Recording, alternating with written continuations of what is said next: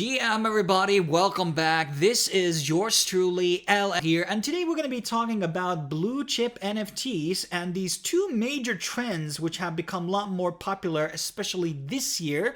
The first one being that more and more of these airdrop projects are now allocating tokens to these blue chip projects, even if the token is on a different chain than the NFT. And we have seen this with Wormhole doing an airdrop to Miladys, to Pudgy Penguins, to Youths and DeGods.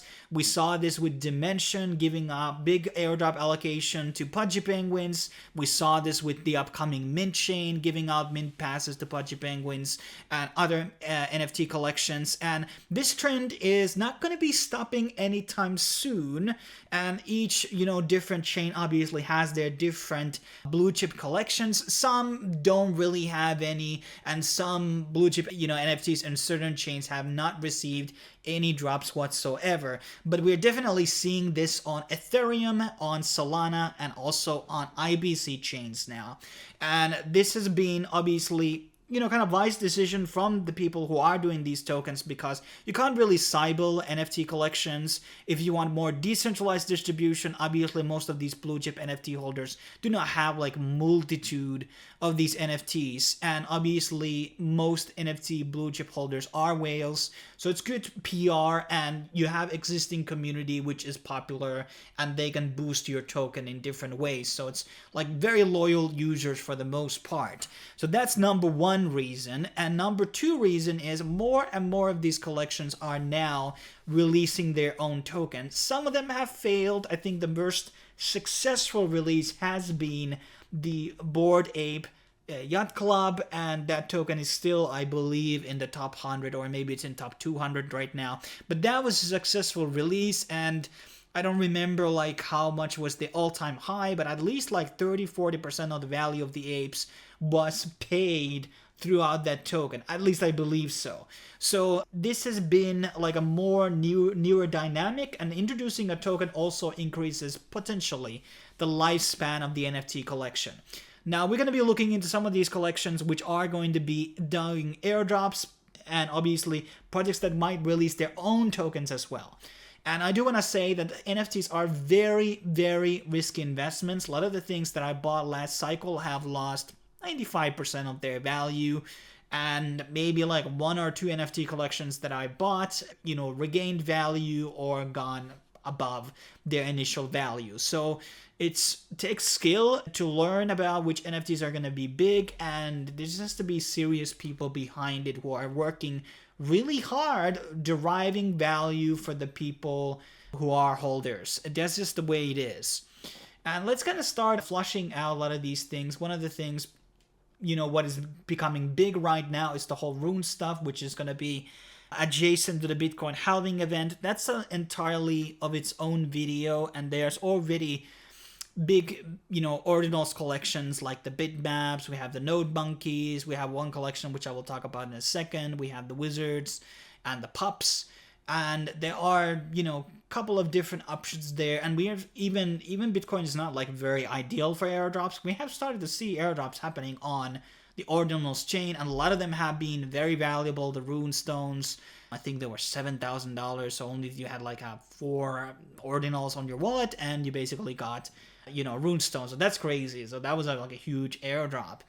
And yes, there are a lot of chains which don't really have blue chips, like we could talk about, like Avalanche, for example. It doesn't really have same pull. Not all chains also have an airdrop culture, like Cardano. So what does Cardano blue chips really bring in terms of value to their holders is another question. But then again, on these chains, they can still release a token for their NFT collection. And there can be many ways to derive value from that, and sometimes there will be no value derived from that. And once again, it's really hard to sometimes do these picks. But let's get started with Miladys first. So Miladys is kind of old project already, a couple of years, and that's a very good insignia of sustainability for the long term, because NFTs are really not investments you want to hold over one cycle. Like within a year cycle, within a year or maybe even 6 months should be the time window you're going to be selling and flipping your NFT. because truly, maybe like when we're looking into the last cycle, like how many blue chip collections are still around today which are relevant? We have Bored Ape Yacht Club, we have the Pudgy Penguins, Happy Seals or whatever they're called. Like, I guess they are still relevant, but not that many. We maybe have like 10 collections, and which are like still relevant. Most of them have lost their price, and we can talk about like how the creator fees and the royalty system kind of got fucked with Blur. That's a different story in itself, and like how that was conspired and what was the agenda behind that and everything. But that kind of fucked up a lot of NFTs in specific chains, at least. Maybe in like places like Wax, it wasn't a problem, but Wax is a different ecosystem. It's not a place where you have PFPs, so blue chips are very different. You can also talk about that gaming NFTs could be blue chips. To some extent, game fee, they are a different proposition and different tokenomics, and there's a lot of variables that go into it. Now, Miladys is the most expensive NFT collection right now on Solana. 132 Solana. I think they were at some point like 180. I think they were 200 at some point. I don't remember because I never hold the one. They have released their own wallet known as the Backpack, and Backpack is going to be doing their own token release. I'm not sure if the snapshot's taken, but Miladys are going to be getting that token. And Miladys have been listed in many Solana projects as a receiver of the airdrop, and that's not going to change. And this is going to be kind of, I think the art is very good and the community seems pretty active. And so I think there's definitely the case to be made that Miladys is still a good investment, because I think they're going to be a lot of projects which are going to be allocating to the Miladys holders in the NFT ecosystem, but also in Solana, because Solana still has many projects which are still in the point system phase and projects that could potentially allocate to Miladys as well. So this is another one, but very expensive entry point, guys. I did mention in some videos that you can do multi-sig buys, but it's really hard with a lot of NFT collections. And, you know, it's not really that ideal if you want to trade it and etc. throughout the wallet, because there's so much tech limitations. And obviously, if you have to claim airdrops cross-chain, the multi-sig wallets are not very ideal. Then we have Pudgy Penguins, and Pudgy Penguins, I bought one. I liquidated a lot of funds, and I managed to basically buy one. And this has become now the blue chip NFT on Ethereum. And they have now become, because Bored Ape was the first one, the com was the blue chip, then we had the punks. The punks, by the way, is not really, I mean, they have received airdrop as well, but we have to understand that this is, the punks have been, as I've said in the past, has been a money laundering operation. People are doing it to money launder and avoid taxes, and that's why they buy them and trade them in between. Let me actually pull up the Pudgy Penguins floor price. Let's open OpenSea. And, you know, Pudgy Penguins had a really big comeback. They listed their toys on Walmart, and people who got their specific NFTs into the Walmart are getting royalties for every Pudgy being sold on the physical Pudgy. And now they're doing all of this metaverse stuff. And then there was there's the betting side or the prediction side. I remember the name right now, but it's a DeFi site, which is predictions. And there was a page about like Pudgy releasing their own token. I think they're going to be the next one to release their own token, and that's going to be pretty big. It's maybe not as big as Ape, but there's definitely an upside potential to be better than Ape. And this is probably going to be airdropped to the main holders, but there's also the Little Pudgy's collection, which is around, well, less than 1 Ethereum. And we also have heard about Pudgies getting Layer 0 airdrop, and these Little Pudgies can be actually bridged to other chains, and I think they're going to be, if you have one of these in cross-chain, you want to buy one on Arbitrum and then bridge it to Binance or bridge it to Polygon, whatever. And that's probably going to be one of the criteria for the Layer 0 airdrop, in case you're going to be deciding to buy a Little Pudgy.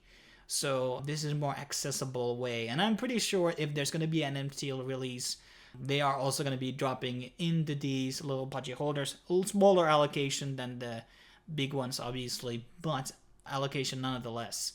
And then Obviously, we had like Imaginary Ones. They are doing their token release campaign, and their token release also, like, just to mention it out here, has rate. I think the floor like has gone 3 times up almost. Like they were like 0.3 Ethereum or something, and now it's over 1 Ethereum after they started this token release campaign. And that has been a success story, because I thought Imaginary Ones were like, they were dead on the water, and now they kind of like came back. And there's another one, like a good success story and good campaign to do a token release for your collection. So that's another one. But let's move on. And then we have Azuki.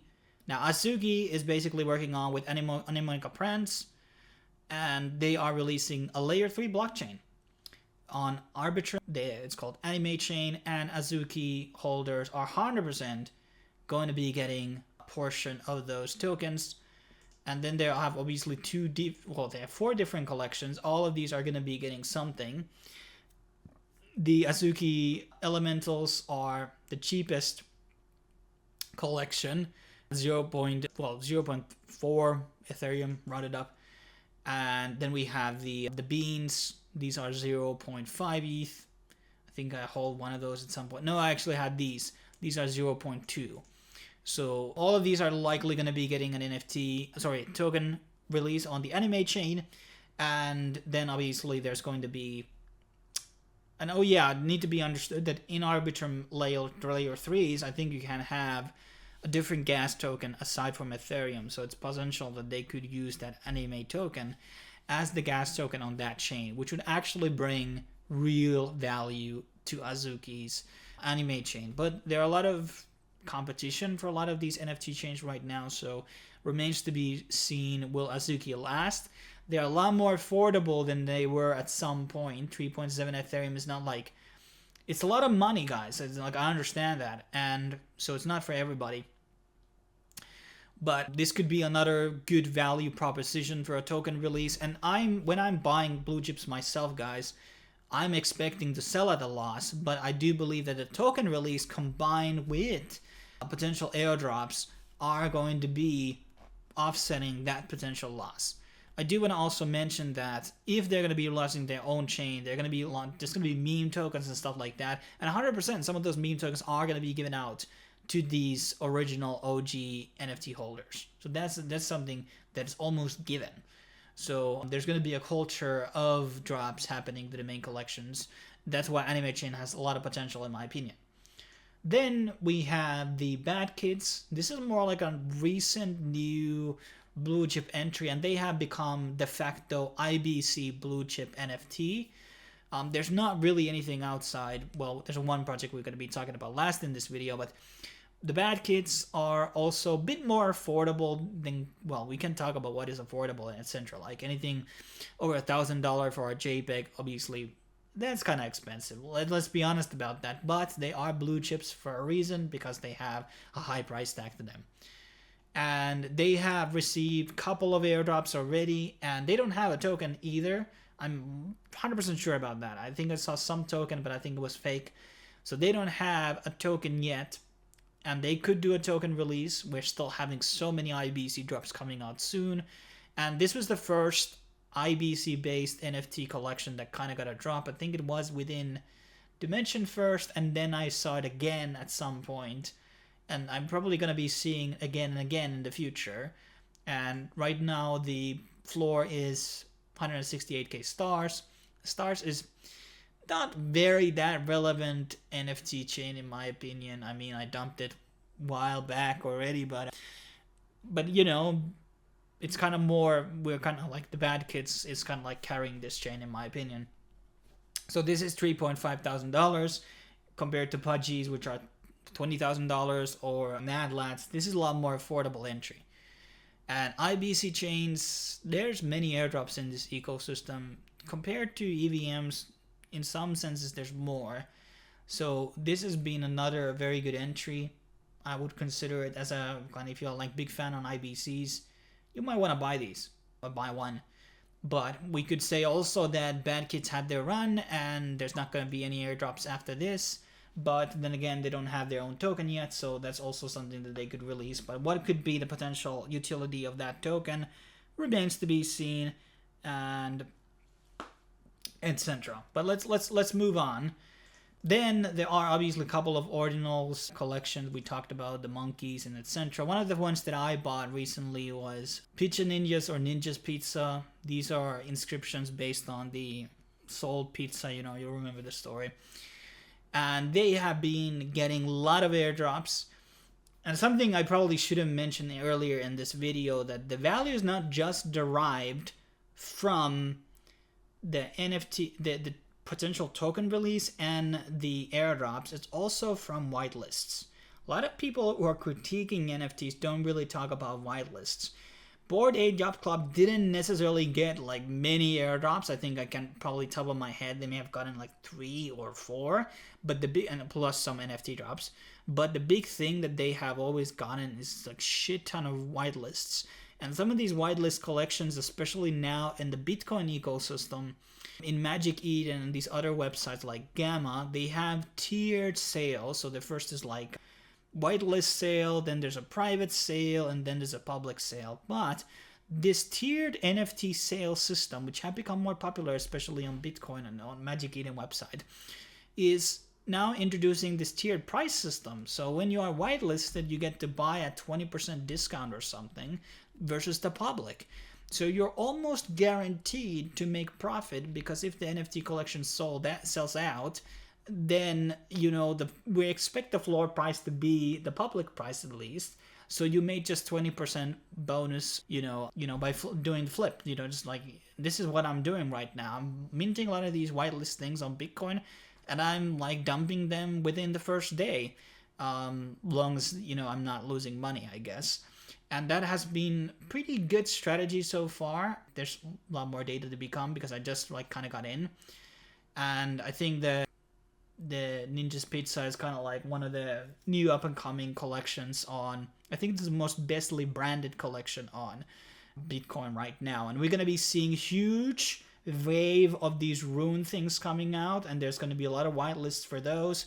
And maybe in the halving day, we're going to be seeing emergence of a new premium BlueChip NFT collection, which is going to be emerging on Bitcoin.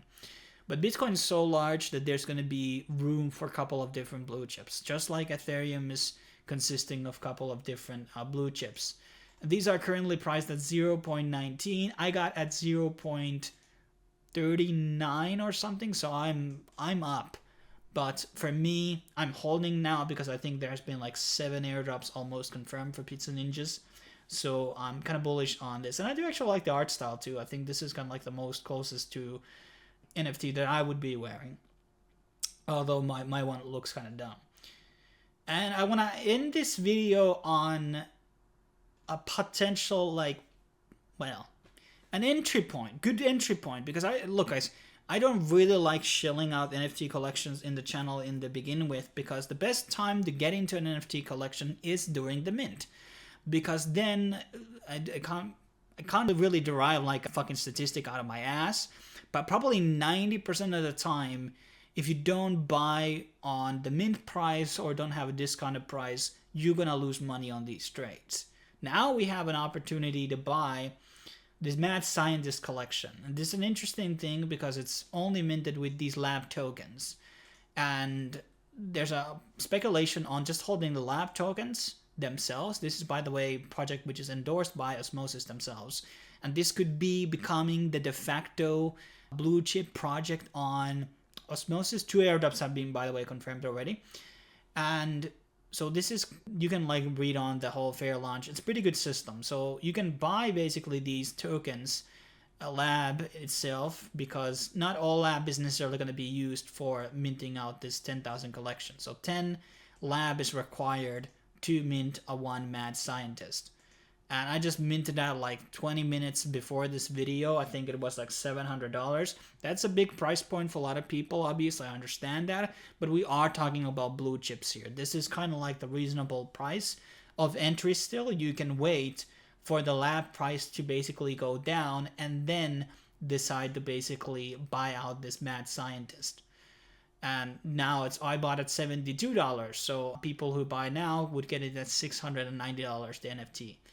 So let me see actually how much the initial price was, like $32, or was it $46 at the lowest point. And here we actually dipped out recently even lower, or almost on the same levels. What is this? 50.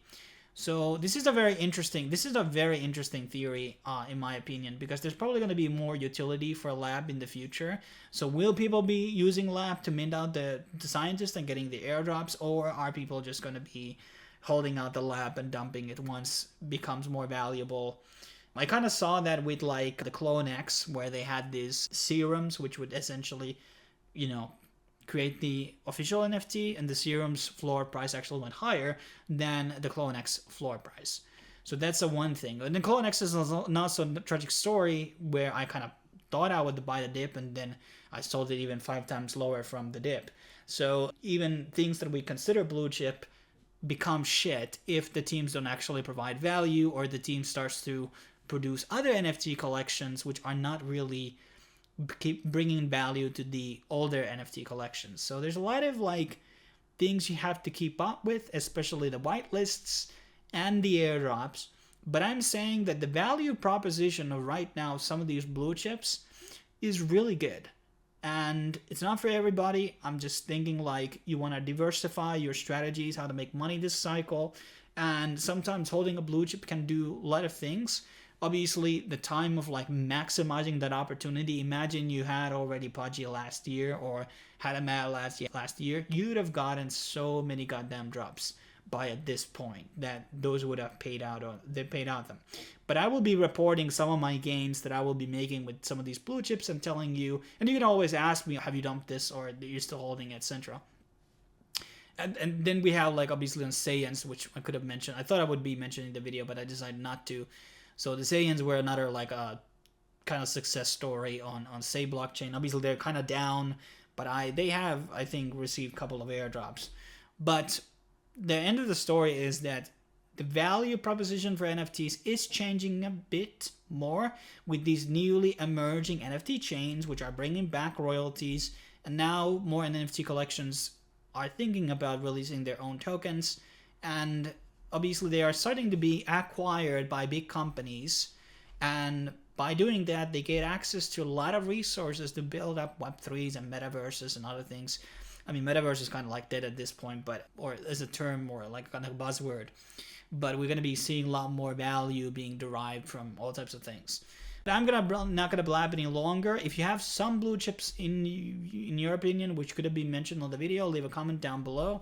And if you know about some upcoming mints which have a lot of potential, you're free to share obviously them in the comments as well. Thanks for watching. I will be seeing you in the next video. Cheers.